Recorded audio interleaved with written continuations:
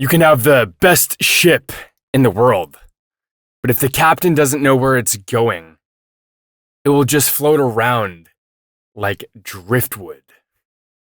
And in many ways, that describes you, doesn't it? You are the captain of your own life. You are the ultimate arbiter, the ultimate judge, as it were, for the quality of your life and the direction of where it's headed. And your body, in a sense, is that ship. And how unfortunate would it be to actually liken that ship to the aforementioned driftwood, right? Because unlike the driftwood, there actually is a consciousness about you. And there's potential within that ship, within your body. And on this channel, I'm going to tell you how to level that up immensely. I'm going to teach you how I went from being 150 pounds soaking wet. Jason Luke Laporte.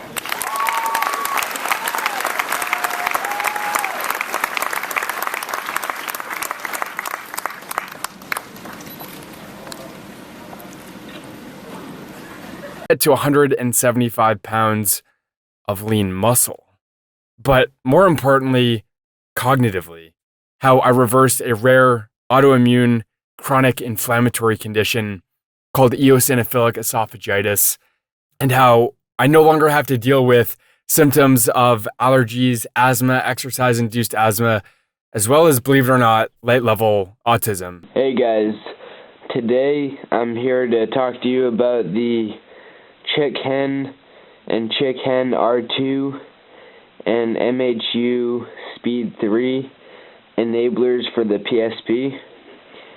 It's like for the PSP 3000, they allow custom firmware to be used instead of using a hacked battery, a Pandora battery. And maybe you can imagine just how that benefits me in social situations, no longer being neurologically inflamed, no longer having asthma attacks, no longer having to deal with chronic health problems, and just having that freedom, that peace of mind, and actually building a better body, a better ship, as it were.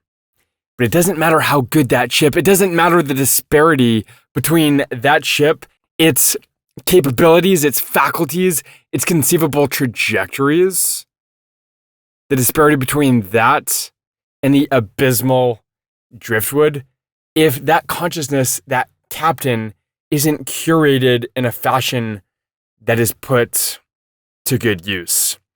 Kobe Bryant, when he was alive, when he was around, said something very profound in an interview one time. What is important to you? Because the problem is, if you haven't actually sussed that out, here's what's going to happen.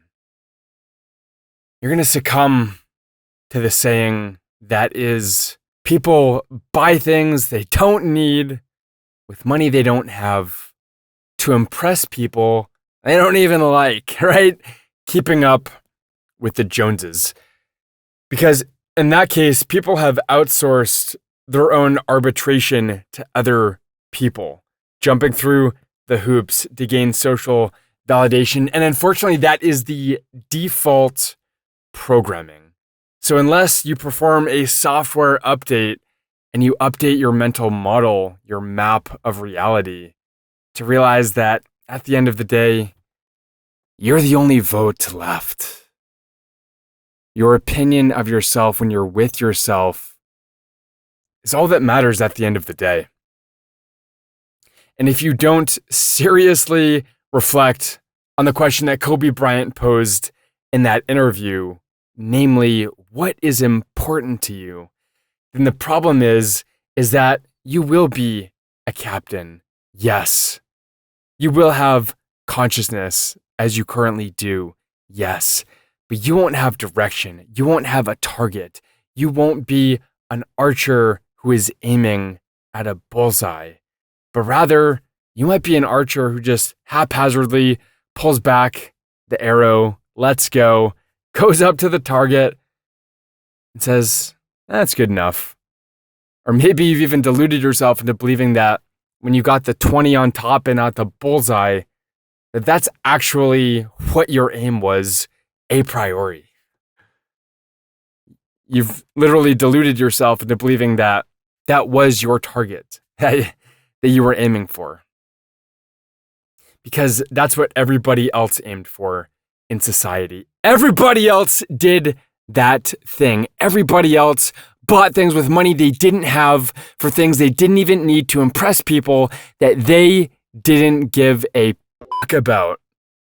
They didn't even care. And then at the end of the day, you can't even sit with yourself silently in a room by yourself, with yourself, get present to the moment.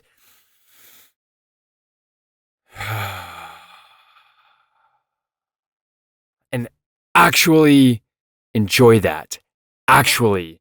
Not doing 20 minutes of bullshit Vipassana meditation, experiencing sensations, and just going through that whole charade. There's nothing wrong with that technique, by the way. But setting your alarm for 20 minutes just to do the thing, it's about qualitatively, not quantitatively. Qualitatively, can you actually do that?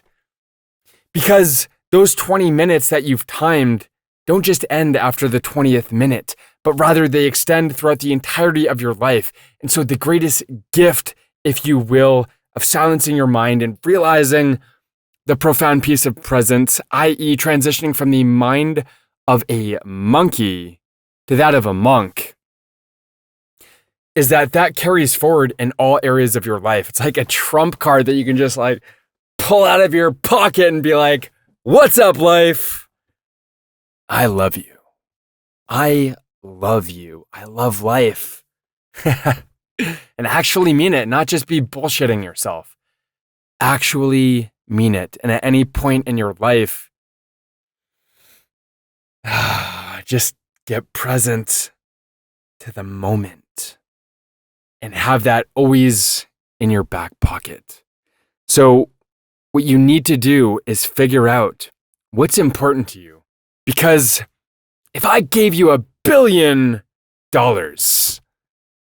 would you be happy? If you gave me $1 billion, I'd be very happy. But then if my mom dies tonight, am I still happy? No. Because all the money in the world cannot heal the soul. So the question is, what do you really, truly want? What's important to you? Why do you wake up in the morning? Are you just a dancing monkey jumping through the proverbial circus hoops that are set before you? Or do you actually have a trajectory? Are you actually a consciously curated captain who has an intended target, a destination? Because if you have that, then you're going to go to the promised land. I'm going to teach you how to build a better body that's a force multiplier in your life. Health is the ultimate wealth. Physiology is the foundation of Maslow's hierarchy of needs for a reason. But virtually no one on this planet is truly physiologically optimized because they're too burdened by omega-6 fatty acids. They've got too much linoleic acid in their body, too many industrial, highly oxidizable seed oils in their body fat.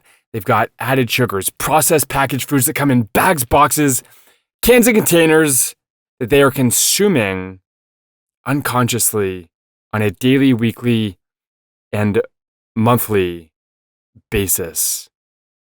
Because you become what you eat, they're becoming a less evolved, a less capable version of themselves. In other words, they are effectively dimming their own light and lowering the glass ceiling that they're not even aware of.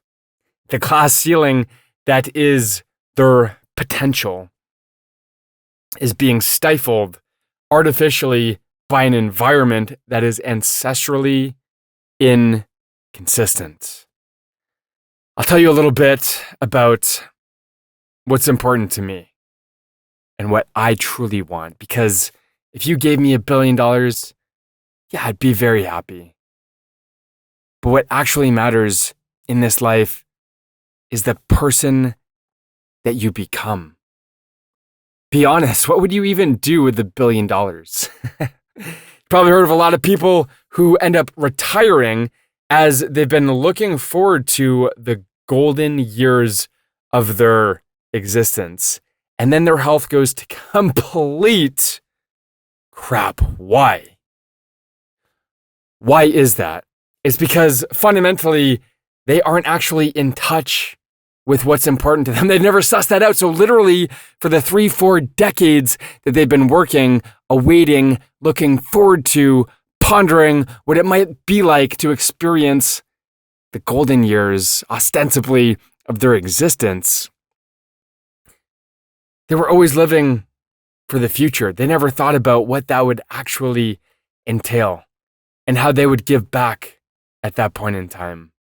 What do you want to give the world? What do you want to bestow it with? What's important to me for a number of reasons, but not the least of which is just the chronic health struggles that I've personally had to contend with. What's important to me is to help heal humanity, to help put the health back in humanity so that people can actually get fit, can get healthy, can be cognitively healthy, can be devoid of mental illness. Because in my estimation, so many of the plethora, the myriad diseases of modern civilization are not only preventable, but they're also reversible and food-borne. Healing myself, my esophagus, reversing my allergies, my autism, my exercise-induced asthma, it never would have happened if I didn't consciously curate a diet and become very aware of the quality of foods that I was consuming. Literally everything that touched my tongue, teeth, and lips. Literally, the day that changed it all was when I took action on that. I think I've actually got a copy of it here in my glove compartment. Let me see if I can pull this out for you guys. Basically, a letter that I had my allergist write to my university. And this was the day that I really just took life into my own hands. It was January 13th, 2014. To whom it may concern. Jason Laporte, date of birth 11/18/1993, has been diagnosed with a condition called eosinophilic esophagitis. This requires him to have strict dietary restrictions. His medical treatment plan requires him to eliminate specific foods from his diet by monitoring very strictly the additives, it's very important, and ingredients in all that he consumes. He can do this best by purchasing his own food items, signed by my allergist, Dr. Scott Dyer. So, what this represents, it's crazy to me. My mom actually held on to this. January 13th, 2014. Holy crap. And what this represents is a fork in the road.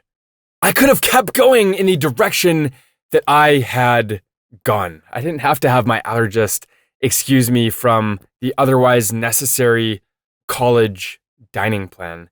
I didn't have to choose to eat out of, I don't even know the dimensions, a really tiny dorm room. Like what, 10 by 14? Is that right? 10 feet by 14? It was a really small dorm room that I literally ate, breathed, and slept out of. But I didn't see it any other way because what was important to me was getting healthy and really questioning the narrative that I had been given, which was something approximating 2 + 2 = 5. And I said, you know what? What is 5 - 2? Is that also 2? Or wait a minute. Could that be 3? Maybe the narrative that I was given was erroneous indeed. And I just hadn't put the onus on myself to actually figure that out. And then when I started to see the consequences of this, of detoxifying from industrial seed oils, from processed, packaged foods that are total, utter bullshit, I started to realize how much better my life was. My energy physically, my mental energy, my emotional intelligence. Everything got better. And then I realized how many other people were burdened by the false 2 + 2 = 5 narrative that I was given. The one that says that you are just a victim of your genetics. There's nothing that you can do about it. Health is just luck of the draw, and you failed. You failed, man. This go round, not for you.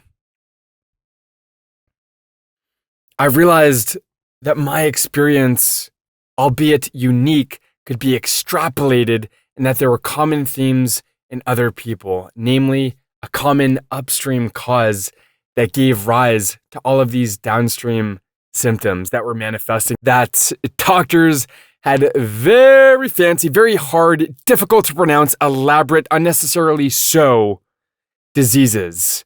Eosinophilic esophagitis, not the least of which. Fibromyalgia, diabetes mellitus, dementia, macular degeneration, Alzheimer's, cardiovascular disease. The list goes on and on. I realized that the world needed to know this. The world needed to know what my mentor figured out at the young age of 12.